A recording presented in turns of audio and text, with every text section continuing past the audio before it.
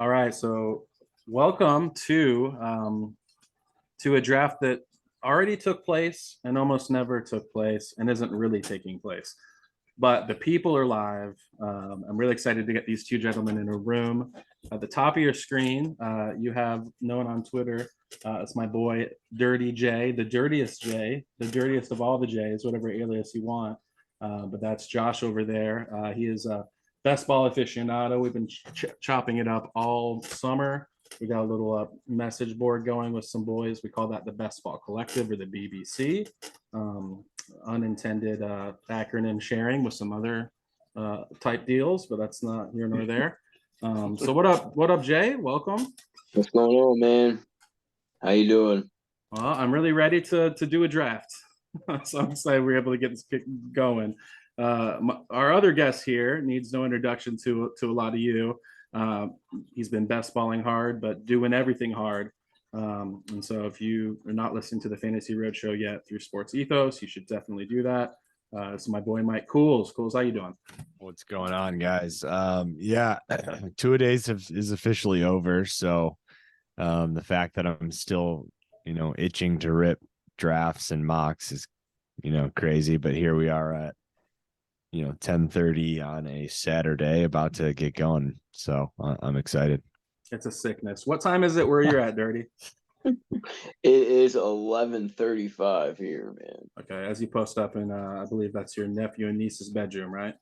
Yeah, my nephews. Yeah, man. Yeah, and I'm like, this is probably close to 300 drafts for me too, like full season between Underdog and DraftKings. So this will be my first mock draft because real degenerates don't mock; they just best ball. Have you guys done a mock yet? No, I've done a lot of mocks. We were doing pretty much one a day for all of August. You guys are doing real mocks with like real live bodies, but then when it's over, no, so maybe not everyone. So we've been doing. It really just depends what time of the day. I mean, with Ryan's schedule, we sometimes just have to go with computer generated, like AI on Sleeper. But most of the time we try to get as many humans drafting as possible, obviously. You feel like those reps. I guess one of the things I wanted to ask you guys, I'll start there because that's a good segue before the starts. We're loading here. So I'm coming out of a thick best ball space. Jay, I know you are too. Kulz, you've been kind of burning the candle at both ends. What's the main shift you have to make when you know, like, okay, this room is not best ball. I may have ripped 25 best ball drafts this week, but this is a redraft league. Like, how do you adjust your thinking? What's the first thing you do? Just kind of give me your one-on-one there. Cool. Start with you. Yeah, so to be completely honest, like, I prefer best ball so much more. Like, if it was a perfect world for me, I would be only best ball and dynasty. But I just don't like that redraft leagues sometimes don't have that much like in-season activity. Some leagues just are kind of stagnant, not a lot of trading. So I try to keep my best ball brain as efficient as possible, even with redraft. Like, but the first obvious thing to bring up would be upside. Like, a lot of times in best ball, you're swinging for high upside where, like maybe PPR running back, someone like Rashad White might be more attractive to me in like redraft, because if he gets 4 catches a game, then, he could be a consistent double-digit scorer. Stuff like that. I don't know. Upside is the most obvious one. No, that's a really good point. There are certain players that, like, as you craft your team in a redraft league, you want to make sure that you solidify some floor. You do to best ball in a point, but yeah, that's the name of the game for me in redraft. It's like I know who my big hitting players are going to be, and then if I can just get 10 points, then I'm happy in some positions. So it's really just like knowing your roster, but and who are going to be those big boom swing guys for you. Some of those guys exist in the top few rounds, and I personally don't like to do that. I like to be relatively safe on my first 3 rounds and then win the draft in kind of the middle rounds.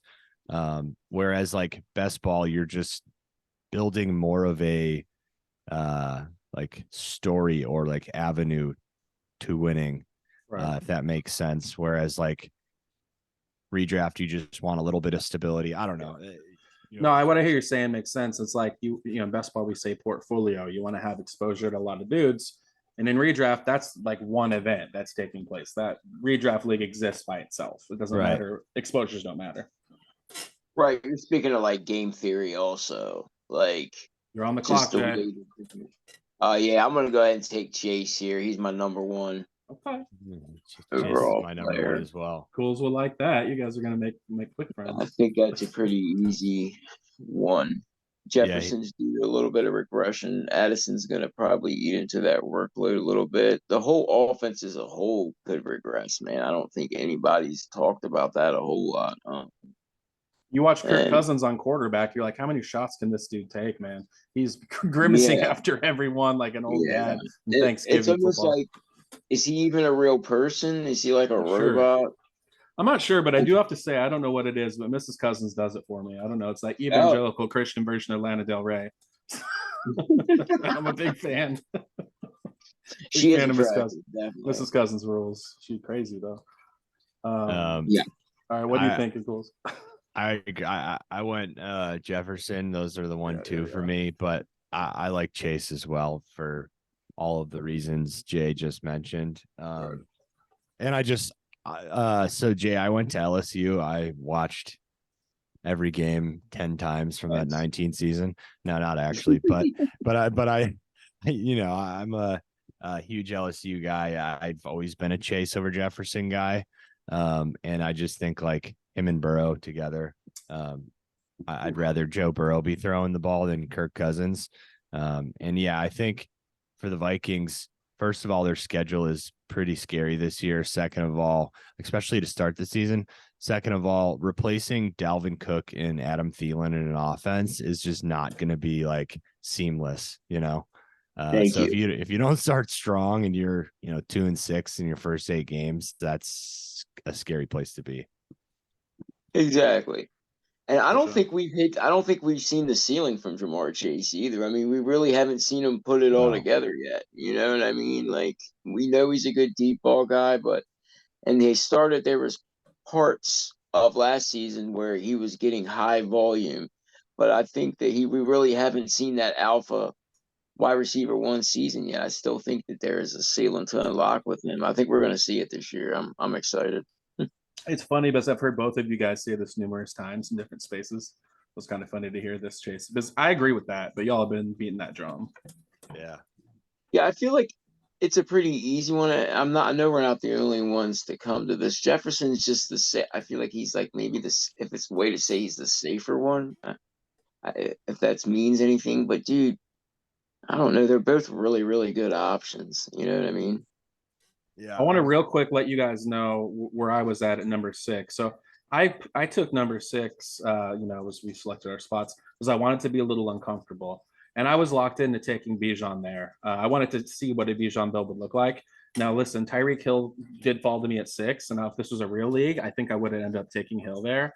But I stuck to my guns because I wanted a Bijan build just to see how that felt. So where you guys fall with Hill versus Bijan as your first pick? Are you always, I know you're a big Bijan guy, Kulz. Are you guys always going Bijan or mixing it up a bit, or what up with redraft there? For me, it depends on the roster build. If it's like 2 wide receiver and a flex, I'm going Bijan after Chase, Jefferson. Really, that's probably it, unless I think wide receivers are going to fly, then maybe I go Diggs or CeeDee Lamb, but I'm Bijan in the first 5 picks for sure. Depending, if it's that 2 running back, 2 wide receiver. I mean, you saw me in the draft the other night. Like I missed out on top tier quarterbacks. So for me, it was like, how can I separate myself?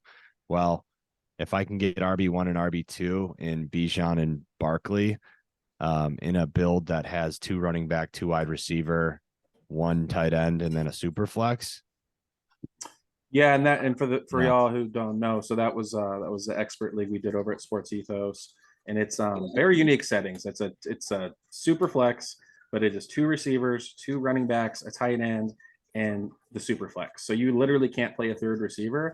And so that's where my best ball brain was not able to fully process, like, okay, I can get Christian Watson in the late 6 and I don't have an RB2. I don't fucking care. Like, I'm taking Christian Watson. Yeah. And so then I ended up taking James Cook, which I'm happy in a full PPR in the 7th.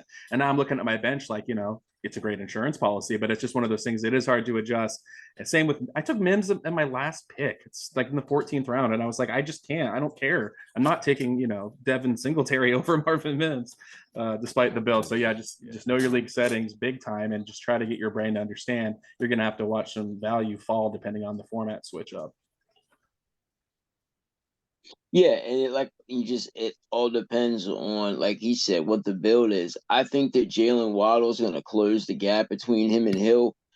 He's 29. I know he didn't show that he lost a step last year, but it could happen. With wide receiver, it happens very fast. And with his game built so much on speed, I could see there's a world where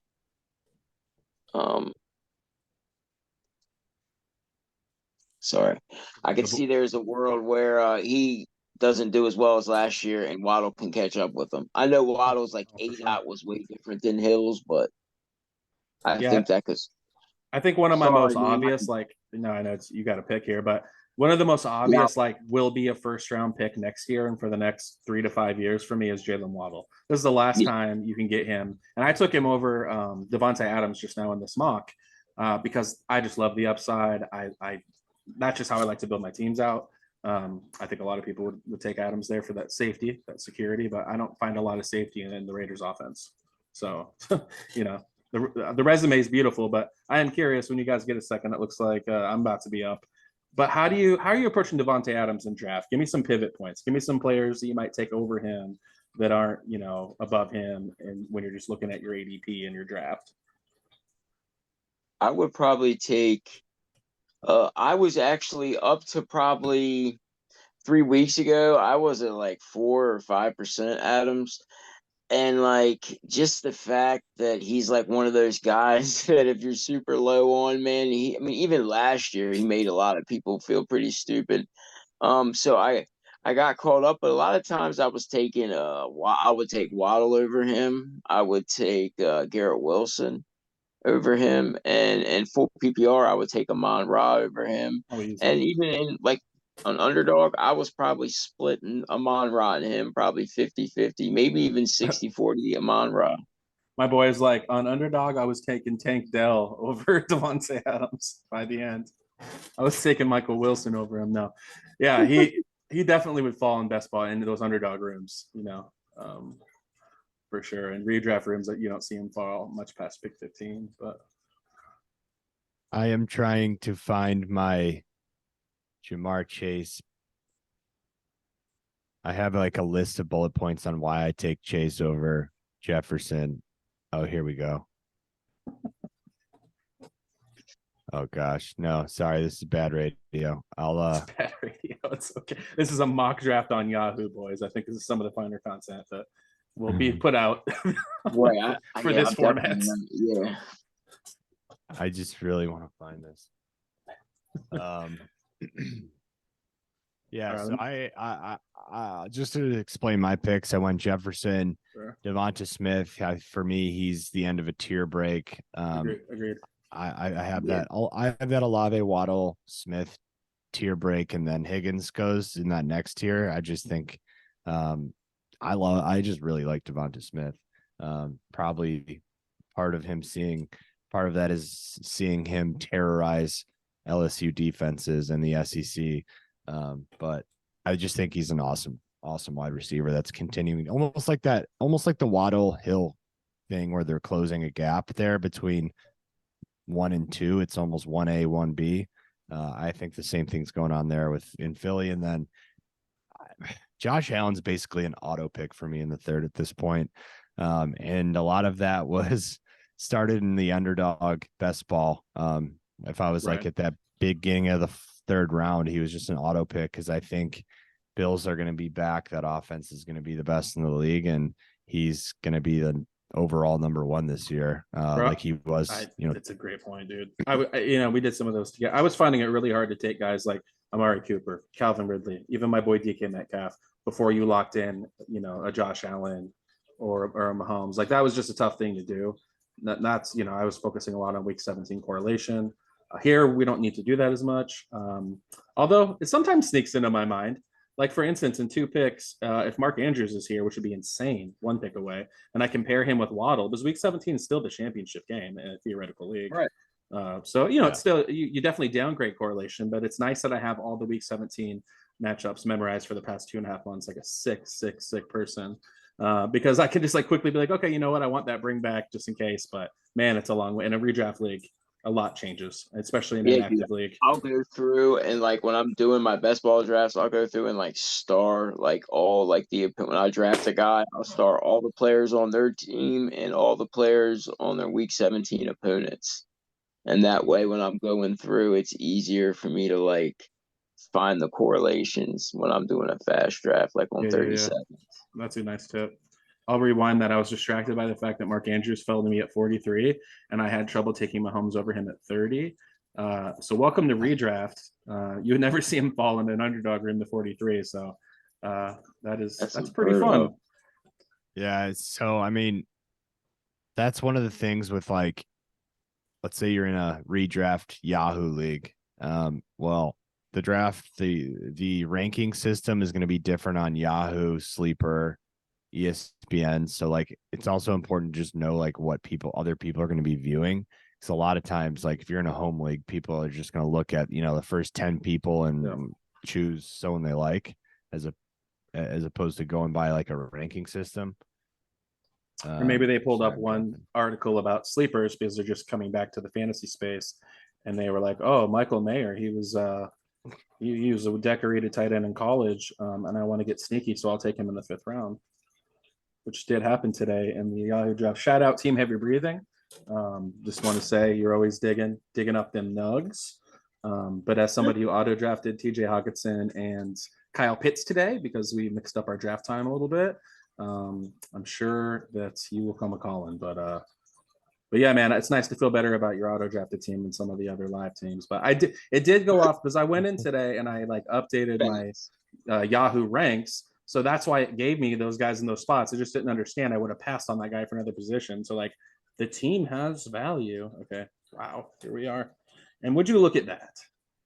Man, those to be able to get Fields and Burrow in the mid 50s makes it tough to take Mahomes at 30, just building out a roster. And that's kind of always damn, they're all still there, boys. Herbie's there, T-Law's there, Fields is there, and Burrow just at the top.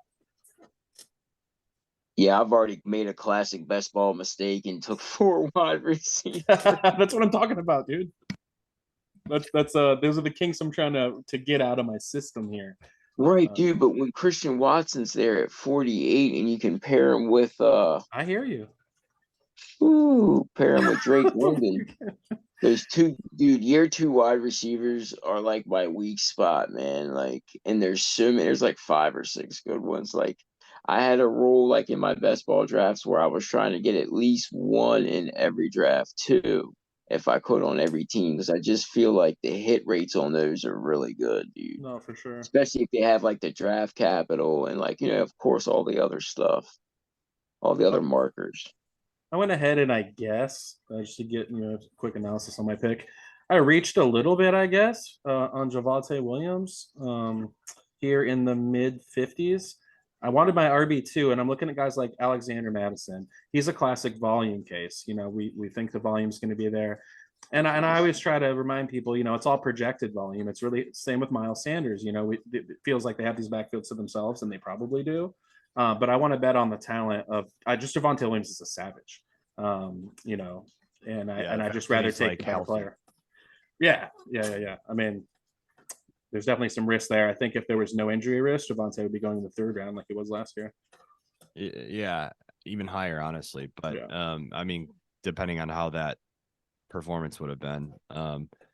The fact that he's playing though shows, like you said, he is a savage and just like athletically built different. Such a savage. I mean, that's the Breece Hall thing, right? It's like he didn't really slide. I mean, Granted, he would have been a first rounder, but the Dalvin Cook thing made him slide a little bit, but they almost passed on Cook. Or at least that's what the media ran with when he left New York without signing. But they were confident that like Brees is healthy enough that we could start him relatively slow the first 4 weeks and then let him ramp up and run. In terms of athleticism, those two are just built different. So yeah, I love Javonte. I just the news never. You're just waiting for the news of like they're slowing him down, right? And that never came. It was just always he looks great. He's going to be ready week 1. Kulz, make my pick: Big Mike Williams or Christian Kirk. I'm torn. Who you going on the clock here? Williams. Big Mike. Yeah. Okay, we'll get a little more upside there. Yeah. I like Kirk to get a little bit of floor play, like we were talking about, that stable floor. But with this build right now, I actually wanted the ceiling, the boom bust, but Mike Williams a little bit Listen, more. man, Big Mike. I don't think Christian Kirk is catching 10 touchdowns, man. I think Big Mike could catch him. They're talking about using those two guys interchangeably, like on the routes. Like Keenan Allen's supposed to be more on the outside this year.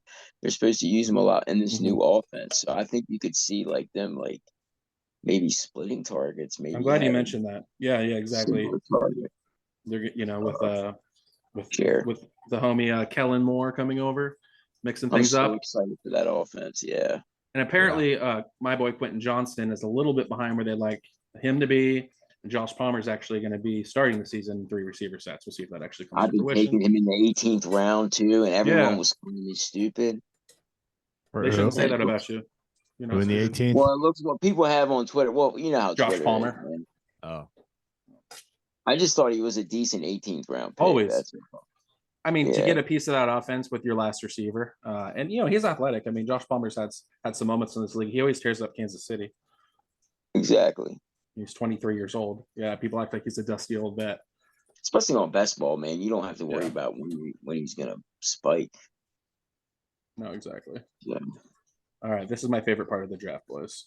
But yeah, so I went. Let's see what I went. I went Herbert and Montgomery because I needed to get caught up at running back, and I like Montgomery especially better in 0.5 PPR. I feel like everybody's like steamed up on Gibbs because he's the rookie, but unless you're in full PPR, I feel like I'd rather have Montgomery, who's going to have all the high value touches, can still catch the ball adequately. He's the vet, and you know how that coach loves the vets. Dan Campbell's a vet guy. I think the steam on Jahmyr Gibbs is incredibly talented, but I do think that in that Detroit offense, we already saw the blueprint with Jamal Williams leading the NFL in rushing touchdowns, which is insane. And it's been said 100 times, but I do think that Montgomery going 3 to 4 rounds after Gibbs when he's going to be getting all that red zone work, that's just, I mean, it's one of the most out in the open secrets in redraft right now. Speaking of, I don't know personally if I would have been able to take Khalil Herbert over who I'm going to take right here, who actually auto drafted today as well. And that is Isaiah Pacheco. I would just rather have the starting running back who's young, just a complete. He's like a Tasmanian devil. I just love watching Isaiah Pacheco play football. I've been on Khalil Herbert for a minute, but Jay, tell me a little bit about taking Herbert over some of the other players still available. Give me your thought process.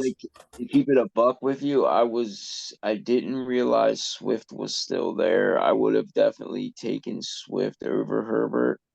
But this is a mock draft on Yahoo, so yeah. Right, but I mean, as for over Dylan, over Pacheco. Pacheco, it's just you don't. I don't know what it's gonna be, and I know at the end of the season, I know it's gonna be McKinnon, and I know in the beginning of the season it's gonna be Clyde Edwards-Helaire.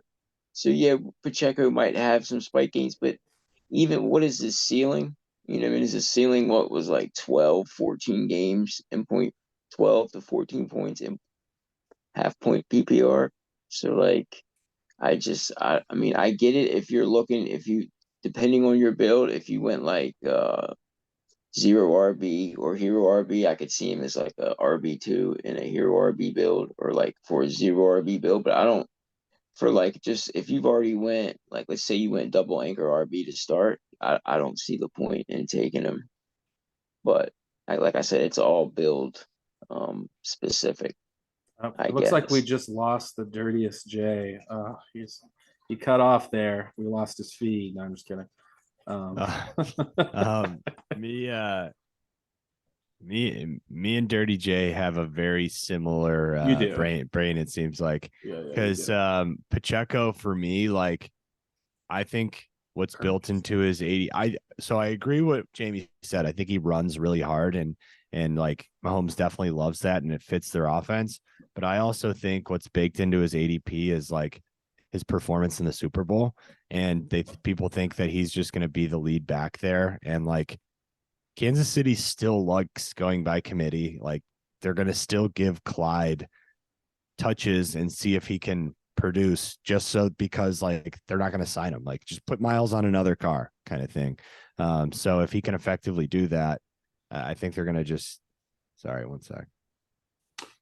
No, I'm definitely a Jerick McKinnon guy. I think the most important thing that we're all saying here too is like as the season wears on, especially in full PPR, Jerick McKinnon gets all the work in the red zone because Mahomes is always throwing down there.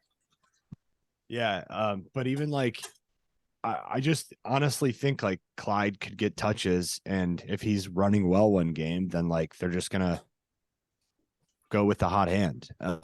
Will Clyde Edwards-Helaire be running well? Maybe he was their RB1 in the like what first 4 games and like wasn't he was okay. He had an okay game in game 4 against Tampa Bay. Actually, he did last year. I had 19 touches for like 80. I just blurb practiced that one and that stuck in my head. And then from there, it was just kind of like downhill. But yeah, he flashed a little bit early parts of the last season. Does anyone think that the amount of targets that Hollywood should get makes him worth drafting, No. or are we just fading the Cardinals who? No. Yeah. There's just always someone else I would rather take. I have a few best ball shares. Jordan Addison. Hell yeah, dude. Yeah. Yeah, I want nothing to do with that trash fire. The only piece of Arizona that I want is late Michael Wilson in best ball leagues, just because somebody's gonna have to catch balls, and I do think he'll put up some garbage time points. Dude, Hollywood Brown is a veteran player. I think he's gonna be a little, not to go narrative street, but like there could be a little prima donna to his attitude. Remember how Hopkins kind of quit on the team after they lost? He admittedly so after they lost Kyler. I just don't see Hollywood Brown just going out there and just being full alpha on that trash team. Yeah. It's so hard for me to get behind anyone that's going to be on a team that's like openly tanking. You guys, can you do me a favor? Join me in saying this. Charbonnet. Charbonnet. At pick 102. You gotta love a Yahoo mock draft. Charbonnet. Okay, so real quick, I just want to run through my team, and we'll do that at the end too. But we got Patrick Mahomes at quarterback, and I just knew with these smaller rosters it would look okay in the end doing that. Jalen Waddle and Big Mike Williams at receiver, Bijan and Javonte at running back, Mark Andrews at tight ends, and then Isaiah Pacheco and flex, and then I got Kirk and Charbonnet on the bench. So this team is deep. This team is stacked. This team is versatile. You want me to do my team? Or?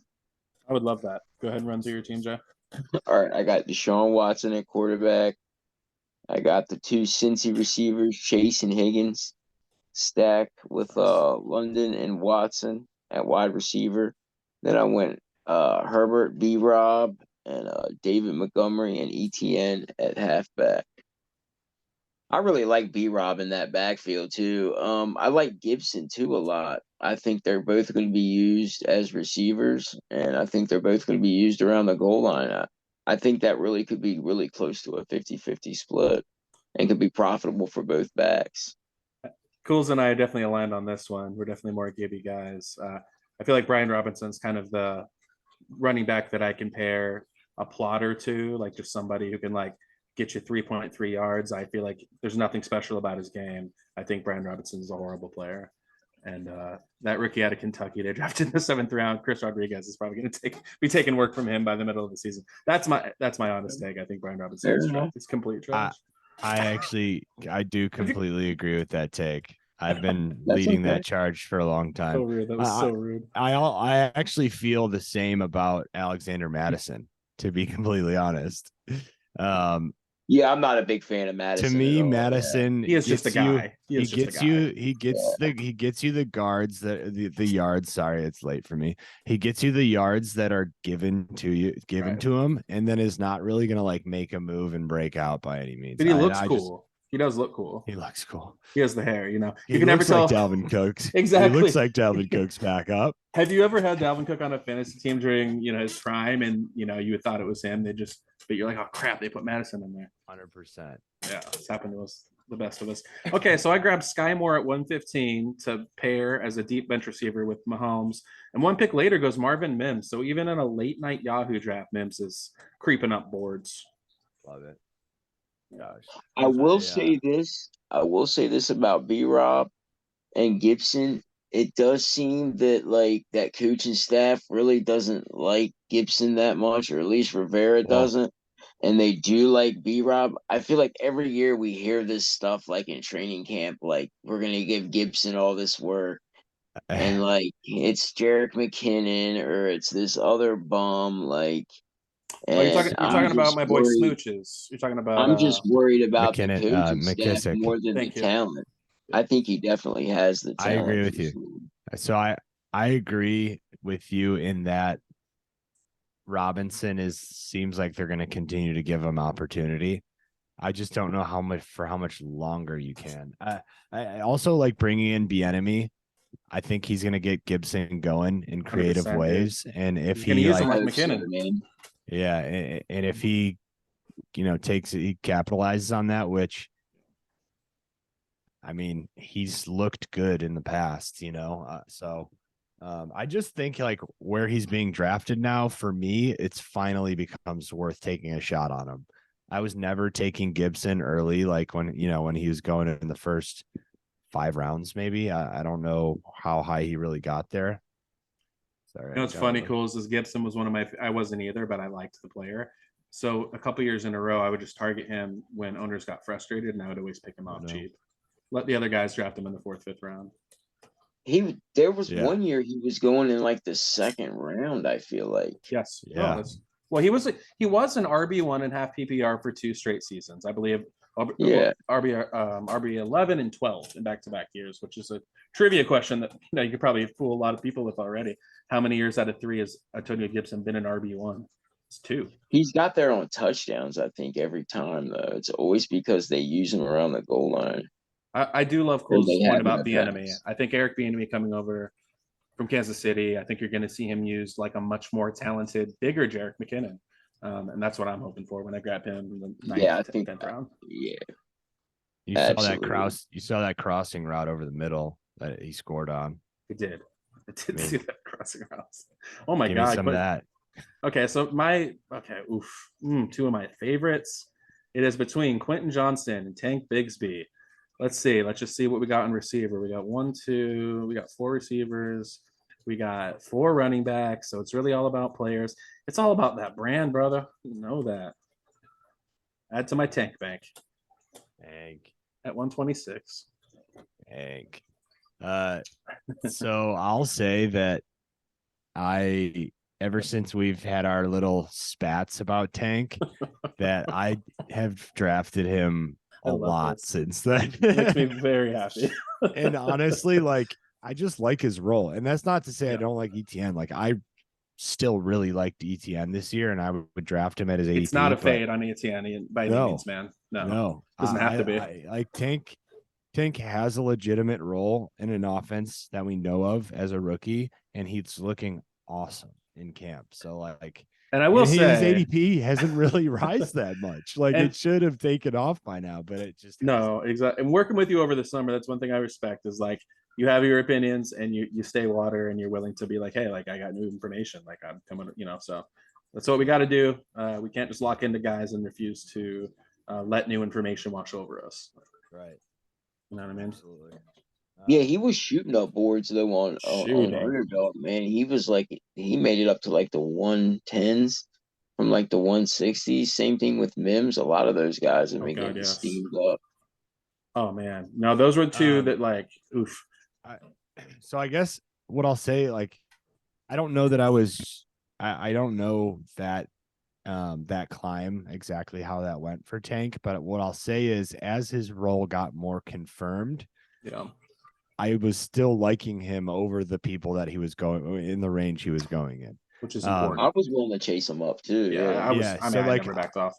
I am probably, for better or worse, I'm just getting into the best ball realm, but I'm not scared to chase someone up if they're like Jamie said, there's new information and I adapt my rankings and my brain to that. I'm not scared. Like I'm not. That may be to fault. I don't know. I don't know the world enough yet, but yeah, I for think me it's I just see. like each draft is a new draft. I'm just trying to win that draft. That draft room, I'm trying to get, top two. End of story. So I don't know. I try to just take each one separately. Here we are, think that's boys. how you have to do it. You have to take rostership as a cumulative thing. I think exposure is a cumulative thing. Let's do a board check and pretend this will ever become something. So we're at pick 140. Let's just take a look at some of the values here according to ADP. So Anthony Richardson finally comes off the board. He was 20 plus picks after his ADP. Yeah, I was gonna take him if he made it back to you. And and for a mock draft, I'll go ahead and just read some names. Quentin Johnston. I've looked at him each of the past 2 rounds. I just took Kadarius Toney over him because I already have Sky Moore and I have Pat Mahomes, and I just kind of want to see like what develops there. Tony's one of those guys that's, I'm not gonna lie, I'm at 20% exposure. Was I buying the dip on underdog? I was buying the dip. Was I drafting him in the 70s in Kansas City, Cincinnati builds? You're fucking goddamn right I was. I need to calm down. But I won't let go of the dream that Tony's just gonna, just some of the stuff he can do out there in a best ball format, man. In a redraft format. Forget that Giants Dallas game, right? No, and just some of the trickery when he came over in Kansas City, like just some of the play calls they were running with him. I mean, if you catch him on the right week, if he's your wide receiver 5 in a best ball format, I don't know. I just really like the trickeration that can happen in the best offense in the league with one of the best pure athletes that can't stay on the floor is a horrible rapper, and for all intents and purposes is a total knucklehead. Just stop DMing people. You're gonna beat the fuck out of them or whatever. Dude, yes. Dude, how old are you? Don't need to be in your DMs when you have millions of dollars. Just don't. Yeah. And it doesn't bring maturity along. Money at that age does not bring maturity. Okay, we got a couple of auto drafters. Unfortunately, we lost the homie Chef. We lost the homie Hiva. So pour out a little. Chef was cooking too. Can we look at his team and actually see what the Chef was cooking up? By all means, brother. I got a pick. Go ahead and pull up the Chef team. All right. Let's I'll let see. you through another roster while I grab myself a share of. I got Chef here. He's got Richardson, Olave, Ayuk, Jahmyr Gibbs, James Cook. So he is the chef. He grabbed. Oh, he was cooking up. He was cooking up something nice over there. Okay. Travis Kelce, Alvin Kamara, Zay, another Dalvin Cook. So he was cooking it up. Damn. Yeah. Mims, Mostert went ahead and got himself some New England defense. That might have been his only mistake, drafting a defense before the last pick. I'm still trying to get rid of. He smoked that draft. I'm done with DSTs, man. I just want to. I don't want to worry about it anymore. Were you guys out on doing away with DSTs and redraft leagues? You guys too old school, or would you? I hate them, dude. I hate them. I hate kickers. They're stupid. Yeah, take it away. Get rid of them. Okay. If anything, I'd be more willing to learn IDP before we start, because I feel like even that is more pick and skill than the randomness of a defense and a kicker. It's just complete randomness. Like one thing about kicker I just couldn't understand is there's fractional scoring for every other statistic in the game except for like why isn't a 32-yard field goal count as 3.2? Laziness, schools. Yeah. But why? Make it customizable, Sleeper. Yeah. Make it make sense. If you can't do that, then I can't roster you. Then I can't help you. Yeah. That's what I'm saying, dude. And I've had so many matchups throughout time be like decided by like some asshole that just trots out there like Monday night. He decides that, today I'm gonna miss 3 field goals and suck at my job. Like, how did that make you feel? It doesn't make me feel great, man. Full disclosure, I quit fantasy football like 3 years ago. Just like I couldn't do it anymore Oh my because of This is really because digressing into an emotional puddle. No, let it Like out. it's like a burnout type thing, yeah. dude, yeah, like just like so many leagues, and I had one last year. I'll talk about it in a second, but so many leagues where I'm just like best team throughout regular season um and most points scored, and then get into the playoffs and fucking Allison Eckler has 50 points and I lose to some shitbird that like Some shitbird. and then and Yeah. then just and there's still a way that like the payouts were like there's no money in the regular season, like just stuff like that, man. I was constantly Yeah. getting shit on. But Or then or Alvin Kamara's 5 touchdown game, like that one was another one. God, what a no, shit sandwich. so here's maybe the biggest shit sandwich of all time. So guy I work with asked me to do an auction draft for him. He's out of town. He's in Ireland. I'm like, sure, I've never done one before, but I would love to dive in, learn it, and do it for you. So sure enough, I do. And I did really well. Team I drafted was number one, regular season, highest point scorer. And the way that they had it set up was heavy payout for point total through 17 weeks and then playoffs.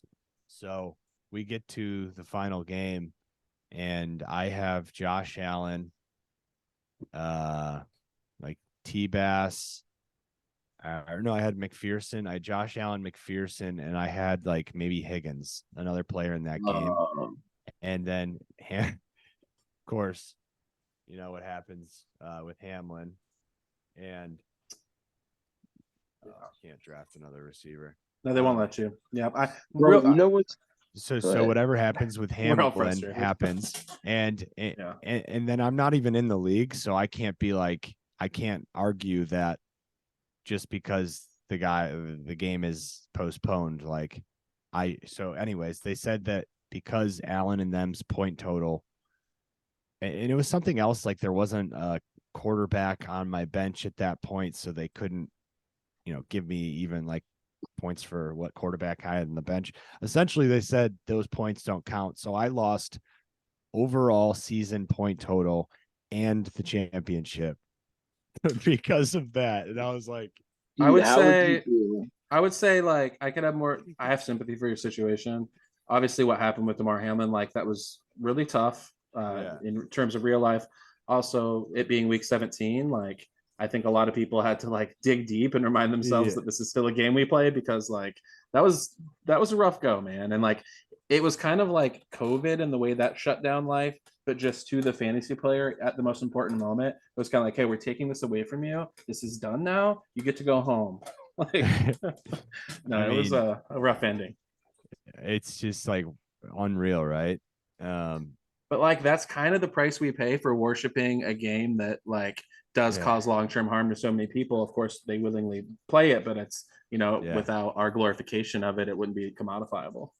Yeah. So whatever that prize total was that I was gonna win, I'm just gonna put it on Damar Hamlin to win comeback player of the year this year. Ultimate narrative. Yeah.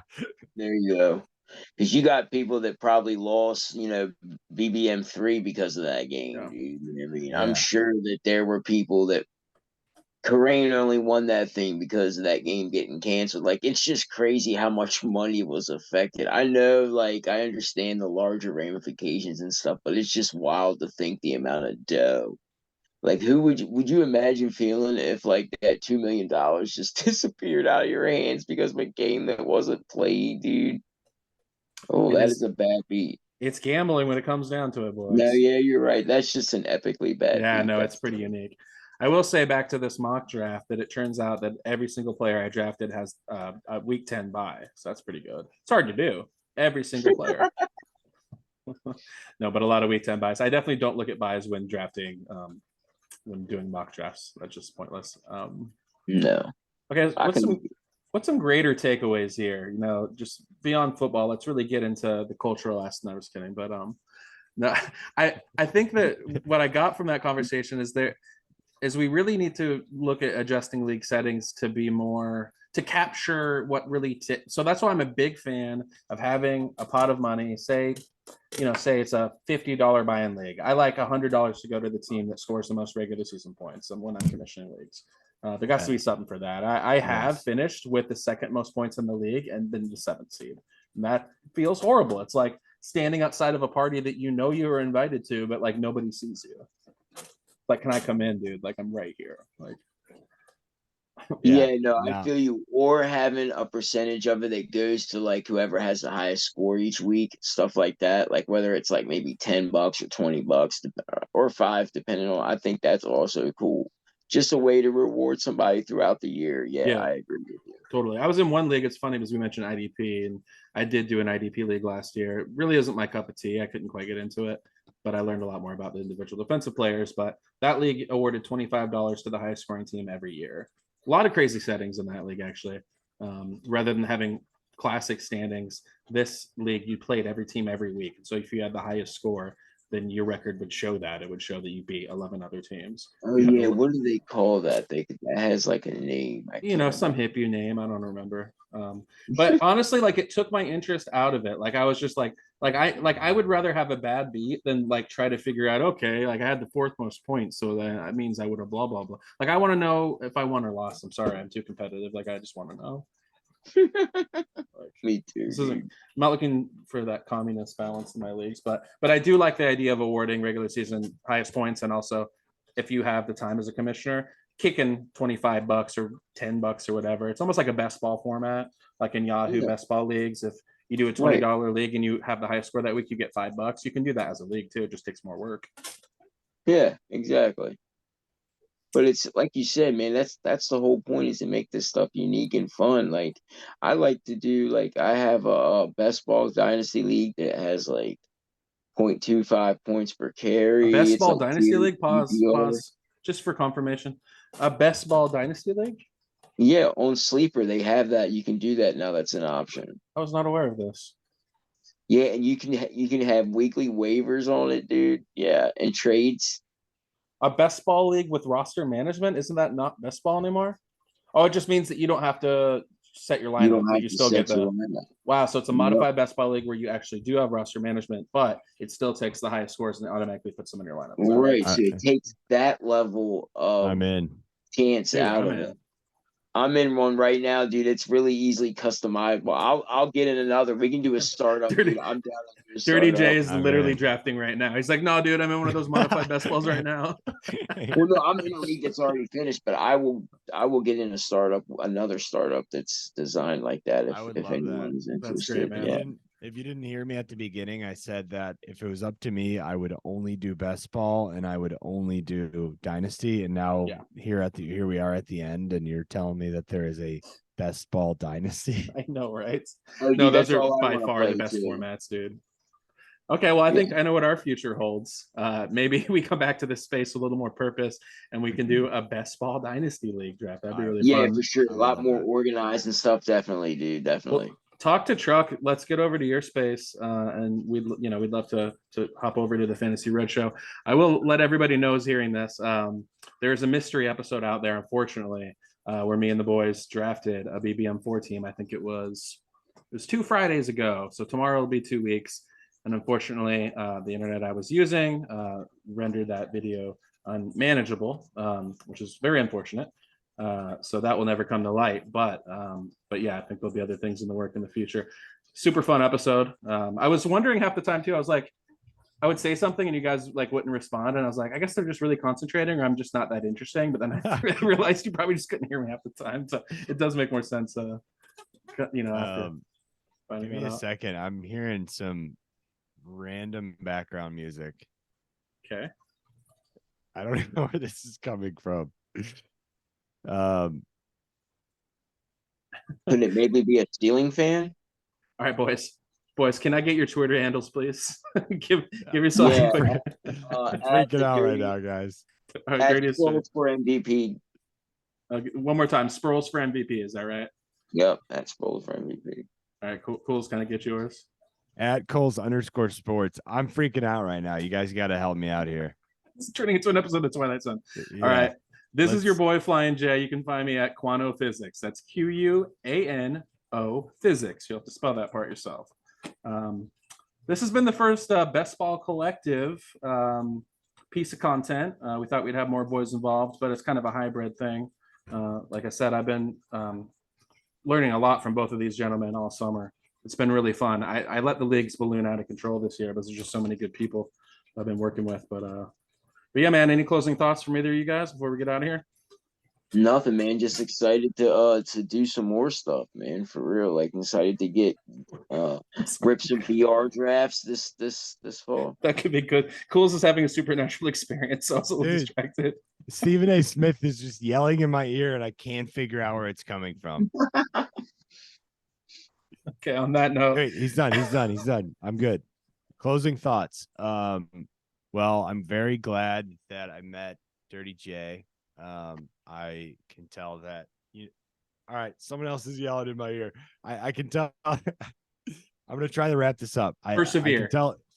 I can tell that that you have a very strong fantasy brain, and I respect those. And I love talking shop with people that know the space. So, Jamie, thank you for the intro there.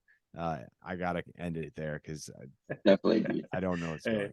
I just want to give us props. Again, I think I mentioned it, but we had an actual redraft league set up due to miscommunications. Kulz and I, we auto drafted, and we'll figure that mess out later.